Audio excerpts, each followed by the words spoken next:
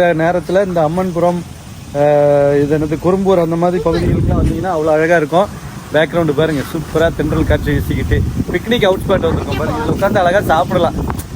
சாப்பாடு செஞ்சு சாப்பிட்றதுக்கெலாம் சரியான இடம்.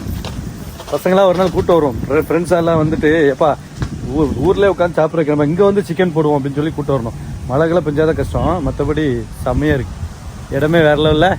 இன்னும் கொஞ்சம் இடம், இன்னும் ஹெவன்லாம் முன்னாடி இருக்குங்க, அது கூப்பிட்டு போகிறேன் உங்களுக்கு. வாக்கிங் கூட்டு போறேன்ட்டு சுண்ணாம்பட்டை என்ன பண்ணிட்டான் பாருங்க, முத்தலக காலுக்கு எல்லாம் சேத்தாக்கி விட்டுட்டான். இல்லை என்ன உளுற வேலை பார்க்க போனியோ நீ, விவசாய வேலை பார்க்க போறியோ? எதுக்கு போய் சேத்துல கால் வச்சுட்டு வந்தா நீ?